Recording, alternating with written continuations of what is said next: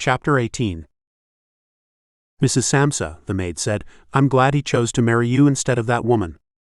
She sat a breakfast tray down on the table. Emily sprang from the bed. I don't want you to serve me, and especially in my bedroom. But it's expected of us. Please let us do our job. She sat at the table and looked at the meal. She had never had something that large in her life. The eggs and a large portion of meat and toast.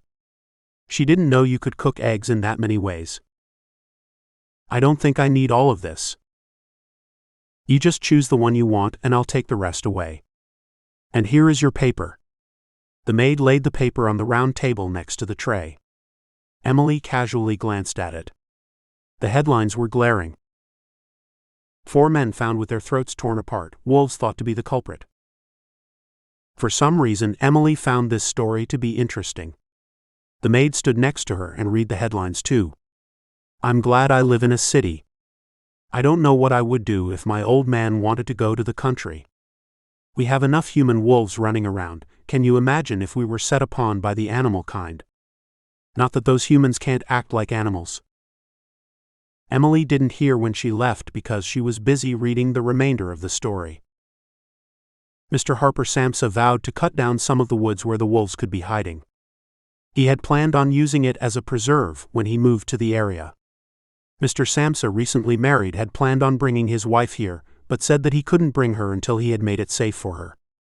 Mr. Samsa bought the 200 acres and had plans to purchasing more to build a town with a hospital and schools for his family.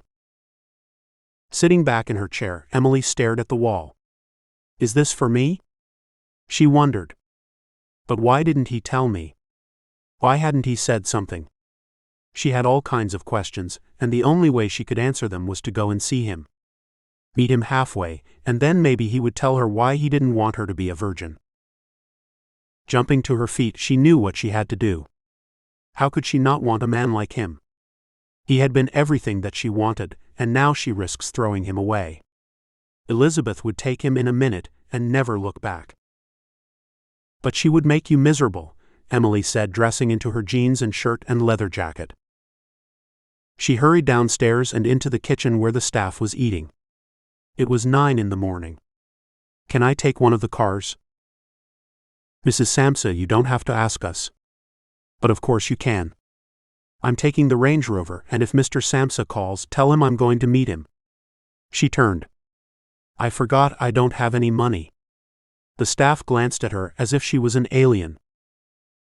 Here, take an advance on your salary. How much do you need? I think 500 should be enough. I need some clothes and gas. The SUV is full with gas. Make sure you get a credit card from Mr. Samsa, the maid said, trying to be helpful. She smiled. I'm sure you're good for the 500, the butler said, as he reached into the emergency box and handed her $500. She tucked the money in an old leather purse which belonged to her mother, but when her mother left her father, she left that too. It was one of the many things that belonged to her mother that she cherished. Emily rushed out of the house after taking the car keys. When she reached the small town, she had been driving 5 hours with only a few stops in between. She veered off the main highway by mistake, and it took her down a dirt road and then a blacktop. She kept driving, and then she stopped when she saw a large truck with lumber pass her. She tried to catch up to it to ask a question, but it led her around a bend and then it stopped. Stopping behind it, she turned off the engine and stepped out. A large man with broad shoulders began to unload a gate. On the gate it said Samsa Ranch. This is the Samsa Ranch? That's what it says. Do you, Mr. Samsa, and where can I find him? I don't know him, miss, but I know where you can find him and some of the workmen. They took a lunch break and rode over to the Rusty Nail. What kind of place is it? Can I get something to eat? It's a bar for men. I wouldn't suggest you go there. You mean there are no women in there? There are, but. Then I can go. Where can I find it? The driver told her and explained how to get there. Emily hopped into the SUV and headed in the direction where the Rusty Nail sat off the road, into a clump of trees near the highway. She had passed it but didn't see it because of all the tall pines and underbrush hiding it. When she drove up, there were only a few trucks out front, most beat up with rust on the side. The bar matched the cars. Yet there had been a few minor improvements. When Emily stepped inside, it looked like a bar. The ring had been torn down, and some men from the construction crew were sitting and looked up when Emily walked inside. She looked like a deer caught in headlights or a deer caught in the scope of a hunter's gun, and the place was full of predators. Some men and some werewolves. Although there were 6 trucks, the place was packed. Mostly beer were being served. There were 2 waitresses and Nero and Angela. Coming from the back dressed in black tights and black shirt, a fake black tail and a pair of ears, she smiled at Emily. "What are you having? We don't see too many humans in here." "Humans? Aren't we all humans?" Emily said. Angela glanced at her and smiled. "Why yes, but some are more human than others. Can I get you something to drink or eat? But I warn, we only serve steaks rare. Like one step from getting up and walking off your plate." She chuckled, but Emily didn't get it. "I came looking for my husband." "You are the 3rd woman this week looking for her husband. He may have gone off with the night waitress. She's a little tigress." "My husband wouldn't go off with anyone. We just got married. He's building a home for us." "You mean Harper Samsa?" "Yes, that's him. He left about an hour ago. You may have passed him along the road." "I don't think so. He said that he had to go back to San Francisco. He said he was bringing you back." Emily stood watching around the bar. "What do you think I should do?" "You could stay with me and my mate. He's off at night and you won't get in the way. We have an extra room. No children. Tried having them, but a panther and a wolf don't mix well." Emily didn't get that either. "I get off from work in a few minutes, and then you can come with me." "Do you have a phone?" "No. We don't use phones around here." "How do you call if you have an emergency?" "We never have an emergency because there aren't any doctors, and now we have no sheriff." "What about crimes?" "We have plenty of that, but no one reports it. We take care of that ourselves. Harper said he would build a town and bring in people to police the area. That is when the town has grown. He a great guy." "I think so too." When Emily and Angela were riding to Angela's home, Harper was driving up into his garage. Chapter 19. Stepping into the house, Harper walked around staring at the emptiness of his large home. It was full of furniture and things that were supposed to make a house look lived in. Chandeliers in each room bring lights where there is darkness. Heavy drapes to keep out the sun or moonlight. He searched around for someone. Anyone. But it was Emily he sought to find. It was only Emily that stirred his heart and made his body quake with need. Everyone had gone to bed. It was 11 p.m., and the staff were asleep. The staff well over 60 years, but they might have been maybe 70. He never took time to ask. They had always looked old to Harper. Anyone over 30 and had any signs of gray hair was old to a 22-year-old man who is now a werewolf. Marching into Emily's room on the first floor near the entrance to the kitchen, he wore purpose and determination on his face. He had made up his mind. He wouldn't be put off by her. When he married her, didn't that show he was sincere? What did he have to do to convince her that he had changed his mind and now he was ready to confess to her about the werewolf thing? It isn't just a thing. It's a big deal. She would have to give up a lot. What woman wants to give up her life to live with a man who roams the woods hunting and killing his food night after night, day after day, and month after month, he thought. And oh, the need, fueling his insatiable desire for sex from his mate. He could make her happy if she overlooked those things. And then there's the matter of being able to enter her. Was she up to the task? He didn't know, but he needed to find out. He's married to Emily, and for Christ's sake he hadn't had sex since he became a werewolf and after he met Elizabeth. He didn't want to think about it. It had been a long time, and now he was ravenous with need.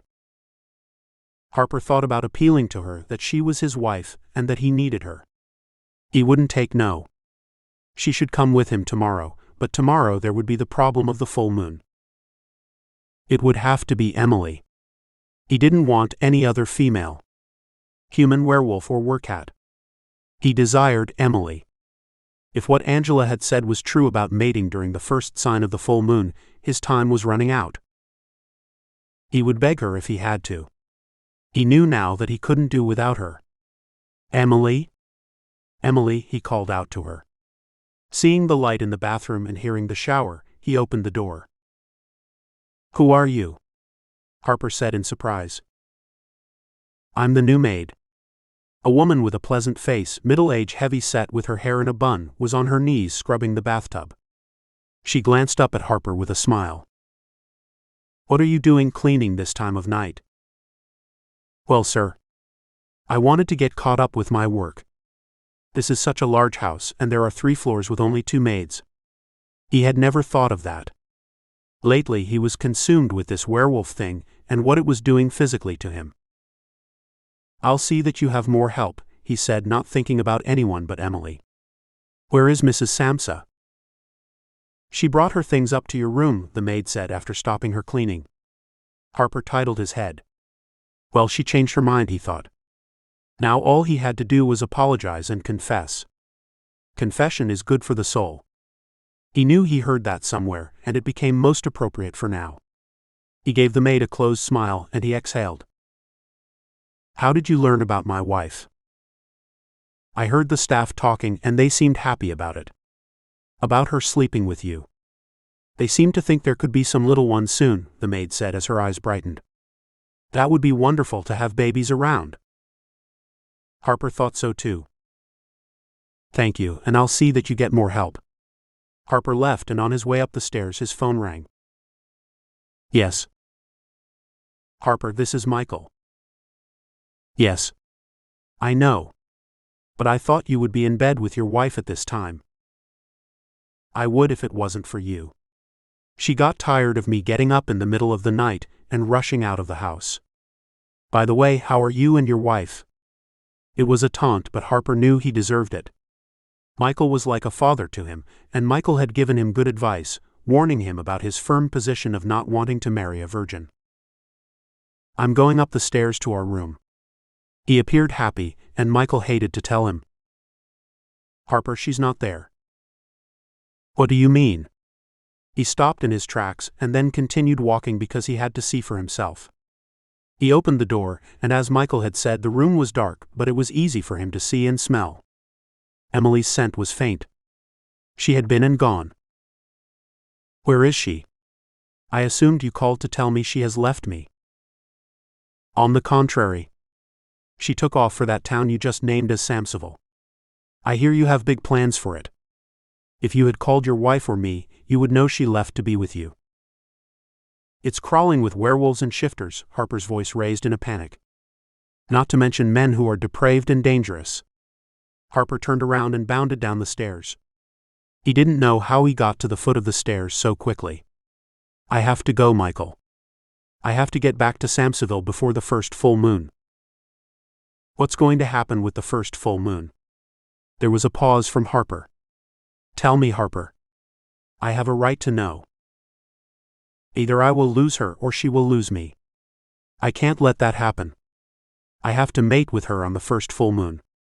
That's the only thing that will bind our relationship. I have to go. I'll call you when I get there. Harper rushed outside and jumped into his truck, started the motor, and zoomed out of the garage and into the street. With his mind full with the thought of some wild werewolf searching around and finding Emily, then claiming what he had refused, her virginity, in his mind this was unbearable. And now he blamed himself. He would never get over it, unless he killed the werewolf or human who would claim what was his. The thought paralyzed him, but he continued driving and only focusing on what he could control. Is that what he had become?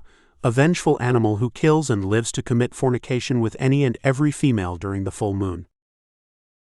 He would rather die than have to live like that.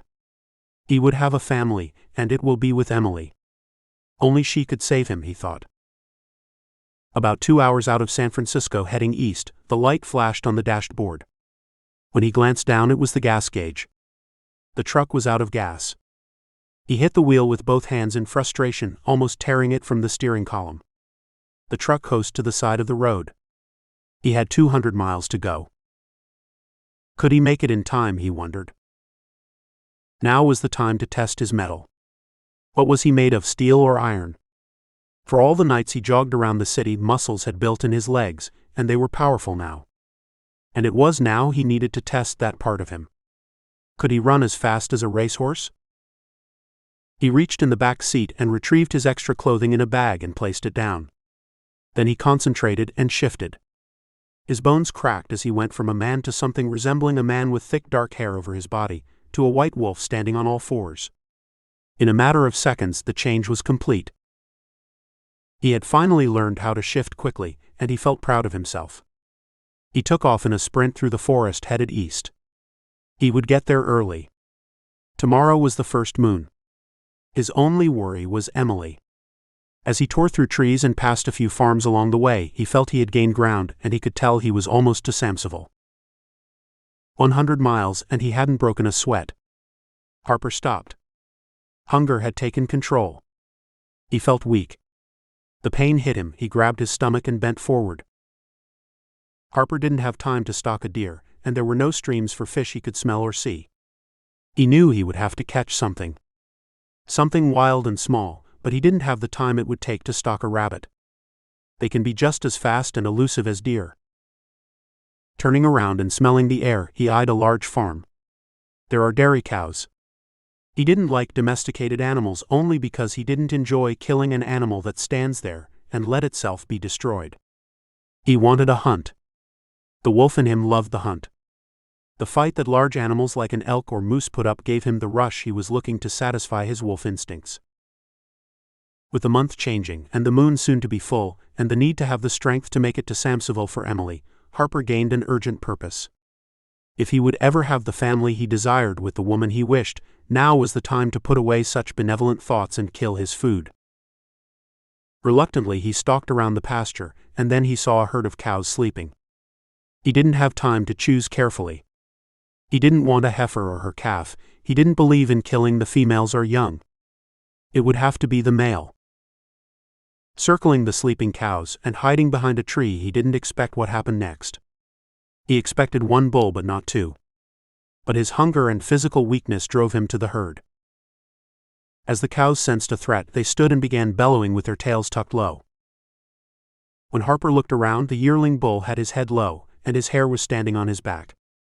Smelling and hearing the cows, both bulls began shaking their heads and pawing their feet. The older bull horned the ground, but the young bull charged in Harper's direction at rapid speed. Harper knew the animal ways, and he understood instinctively that this wasn't a fight he didn't want or need.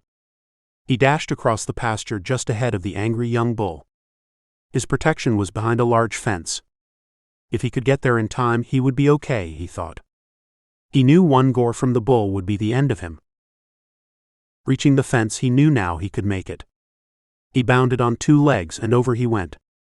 But he had a weak landing on his 4 legs. It was time to change, but he didn't have the energy needed to become a man again. He was in limbo. Half man and half wolf. Crawling along on the ground out of breath, and out of hope of reaching Emily before another werewolf came across her and forced her to mate with him, he summoned what little strength he had left and stood. Now what, he thought. He didn't have any strength to continue. Then he looked across the meadow, and behind a tree stood 3 horses. He crept close behind them, trying to stay out of their wind. If they smelled him, they would bolt, and all hope would be lost. 2 older horses neighed and then took off across the pasture. But the large black colt was young and inexperienced. He watched at Harper with a curious eye. Harper got close enough to rub his nose and let him get his scent. And still the horse didn't move. Harper grabbed hold of his mane and swung himself on the back of the colt, and took off with him over the fence and into a wooded path away from the farm and headed east. With Harper riding the young steed for his life, Emily's life was beginning to change, and it wouldn't be for the best.